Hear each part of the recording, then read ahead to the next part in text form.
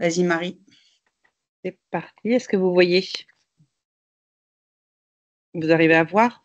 Alors, je vais essayer d'être assez rapide parce que je pensais qu'on finissait à 20h30. Alors, je me dis, si j'ai 5 minutes, ça va être ouf, mais je vais essayer d'être rapide.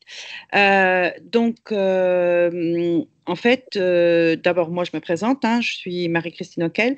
Je suis cadre d'État, donc fonctionnaire placé par le ministère des Sports auprès de la Fédération.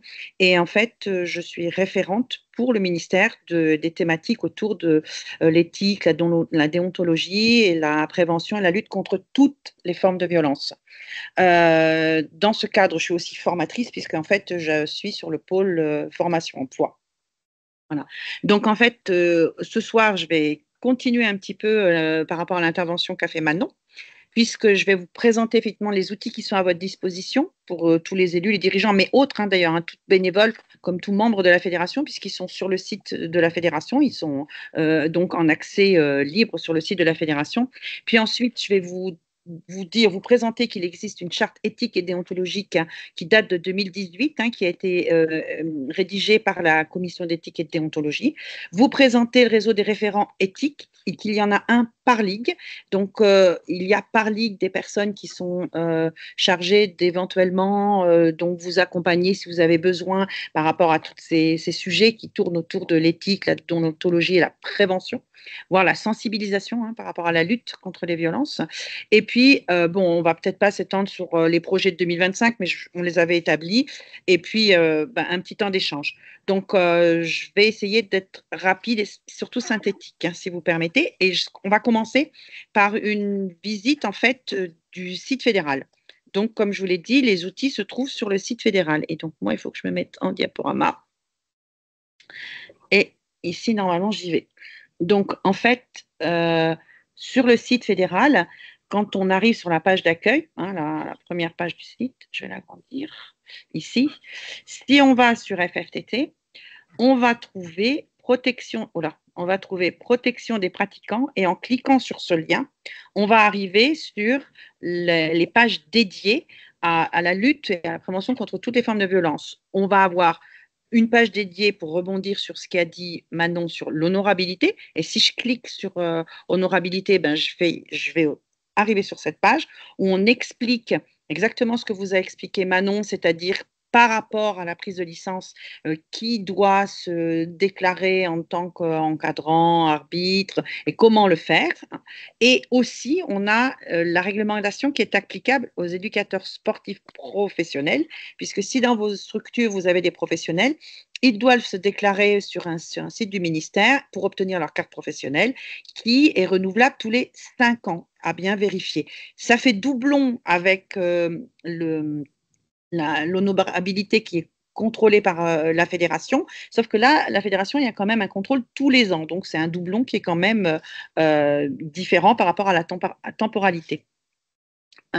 Et donc, il y a donc un autre, on va dire un autre onglet, agir contre le dopage. Il y a un onglet prévenir les discriminations et il y a un onglet préservation des compétitions qui est en cours de rédaction.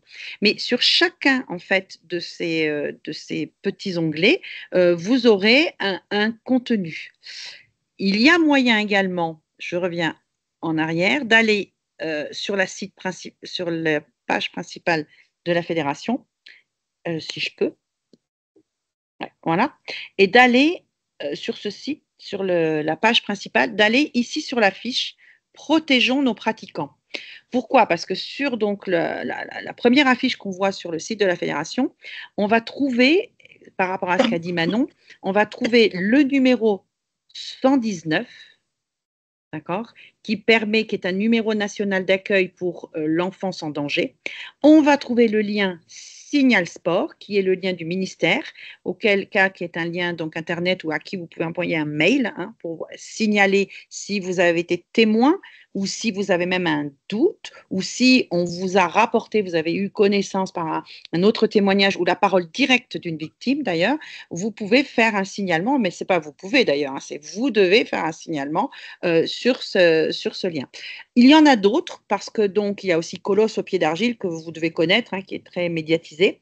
Et puis il y a aussi d'autres sites comme le Comité national contre le bizutage, puisqu'en fait les violences ne sont pas forcément comme entre un entraîneur et un athlète. On peut les avoir entre athlètes. Hein, ça nous arrive dans certaines structures.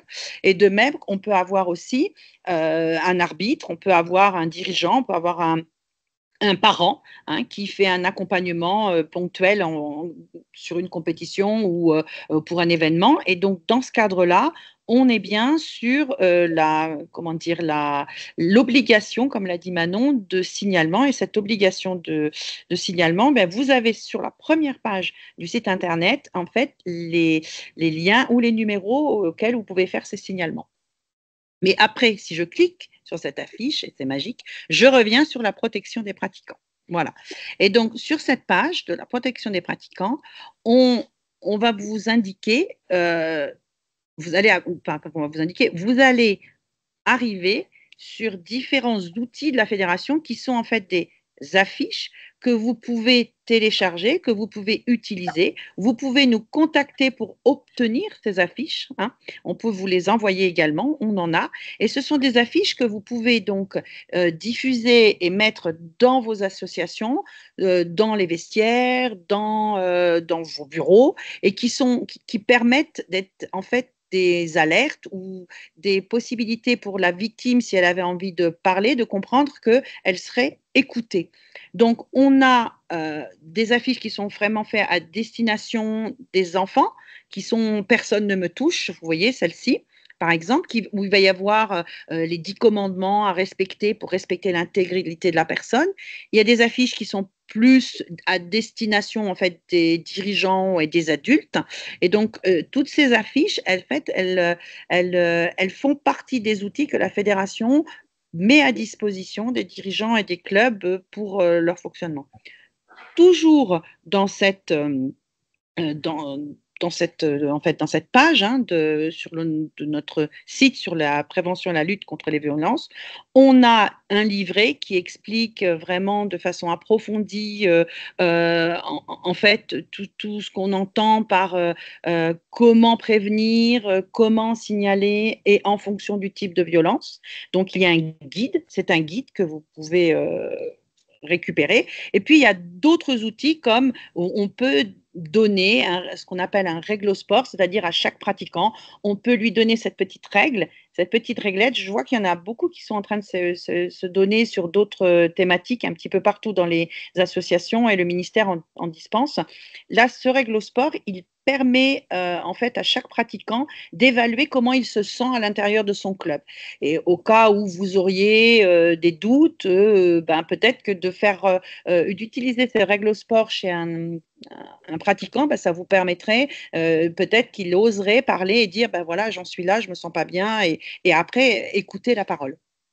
Donc, en fait, on a des guides juridiques, on a un tableau qui explique ce qui se passe et quelles sont en fait les différentes procédures, hein, qu'elles soient disciplinaires, pénales, en cas de signalement. Donc, tout est expliqué sur le site et vous avez même des petites vidéos qui sont diffusables et qui expliquent voilà, stop aux violences sexuelles. Donc, le site Internet, il est construit en fait, pour vraiment vous accompagner si vous avez des demandes. Au-delà de ça, on est disponible et vous trouverez ici les contacts. Alors, ça va changer parce que, donc, comme vous le savez, il y a eu une élection donc à la fédération, une assemblée générale élective, et donc la commission va changer. Et effectivement, les personnes là ne sont pas encore identifiées. Donc, mais en tous les cas, c'est moi, Marie-Christine, je suis toujours là et vous pouvez m'appeler, vous pouvez m'envoyer un mail. Et il y a des clubs qui me contactent sur des thématiques. Alors, je vais prendre un exemple. La dernière thématique qu'on a eue, c'est un club qui se retrouve avec une personne transgenre. Elle se pose des questions sur, par exemple, comment je fais avec les vestiaires et comment je m'occupe de cette personne.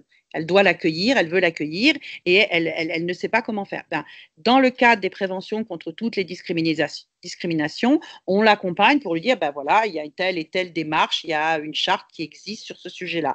Mais j'ai eu un autre club qui m'a dit, j'ai des incivilités dans mon club aujourd'hui du fait que j'accueille beaucoup de personnes et des gens qui n'ont pas forcément la culture de tennis de table, on a de plus en plus d'incivilités dans nos vestiaires et comment je peux faire pour faire diminuer ces incivilités. Donc là, c'est pareil, on va accompagner le club, il y a des possibilités pour aider les dirigeants à voir, à ce que nous, on aille le voir, ce club, et l'aider à comprendre pourquoi et comment quoi mettre en place pour diminuer ces incivilités. Donc, voilà, ça, vous avez là sur le site à peu près tous les outils de la fédération, ce qu'on peut vous apporter, comment on peut vous aider, les personnes ressources qui pourraient vous aider.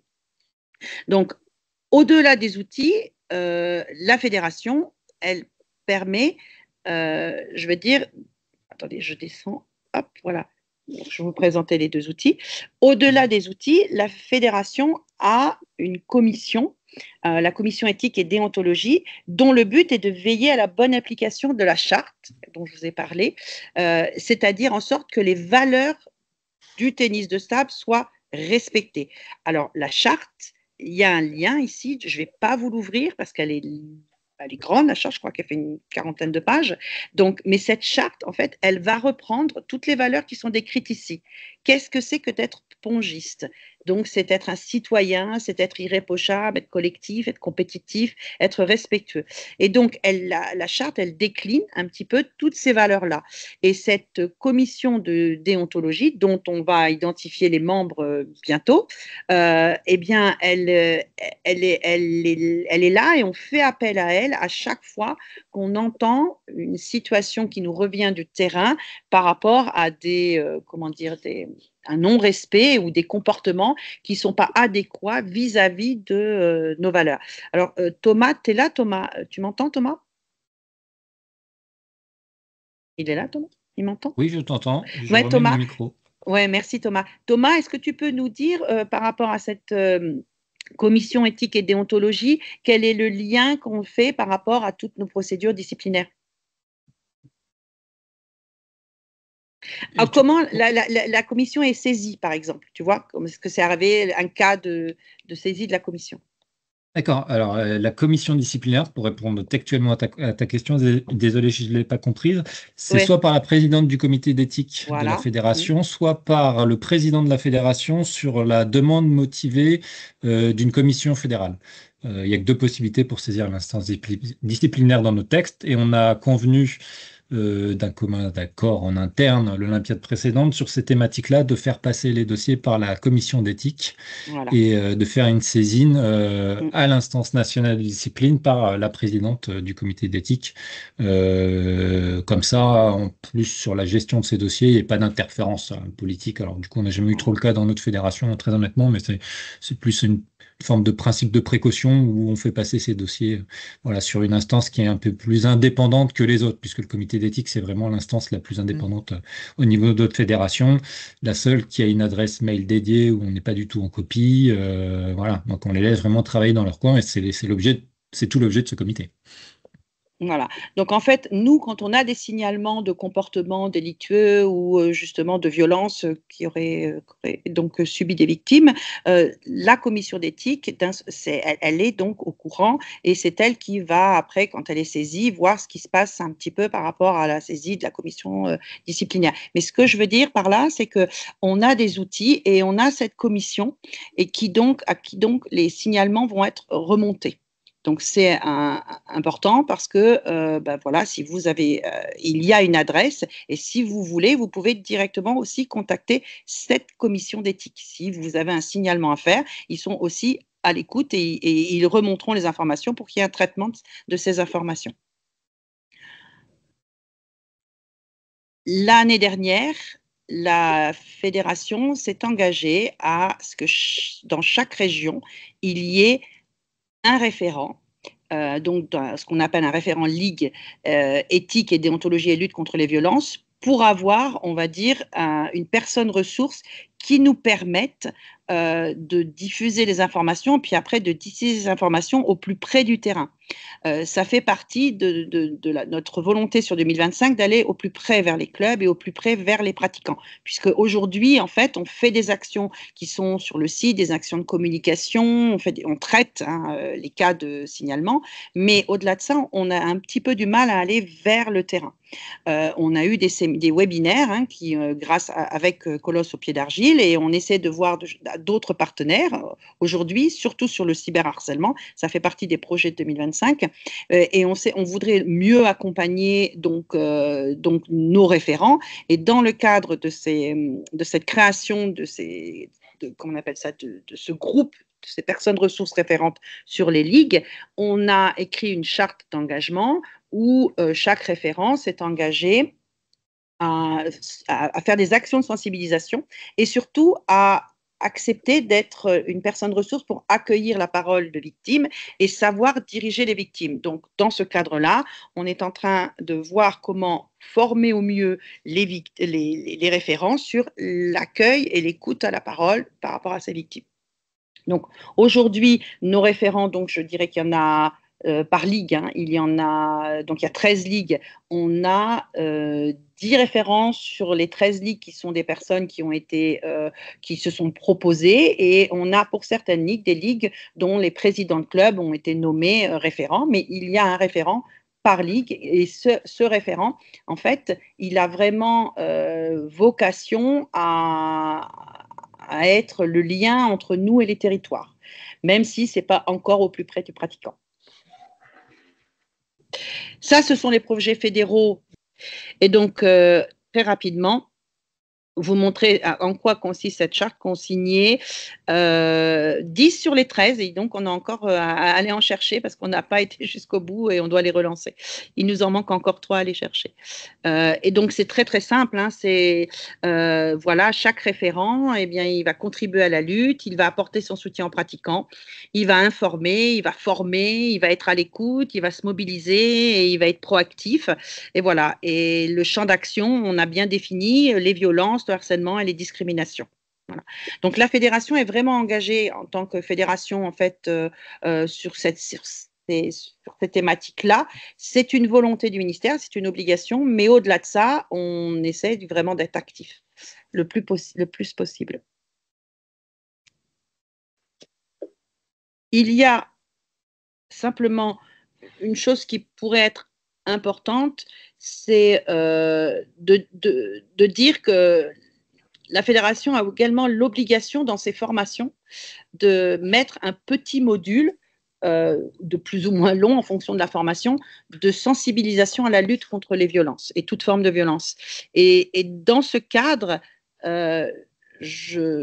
si vous êtes intéressé, il faut que vous reveniez vers moi, parce que je pourrais vous envoyer le lien vers la formation à distance de l'animateur fédéral, qui vous permettrait de voir un petit peu, par exemple, le type de contenu dans nos formations pour nos jeunes encadrants. Donc, l'animateur fédéral, on est encore sur du bénévole. On le fait aussi sur les autres formations professionnelles. Mais là, c'est une idée. Et vous verriez un petit peu le type de contenu et le type de message que la fédération fait passer chez ses encadrants pour que, voilà, ils soient sensibilisés et qu'ils aient les bons gestes, on va dire, ou la bonne pratique vis-à-vis de la lutte contre toute forme de violence.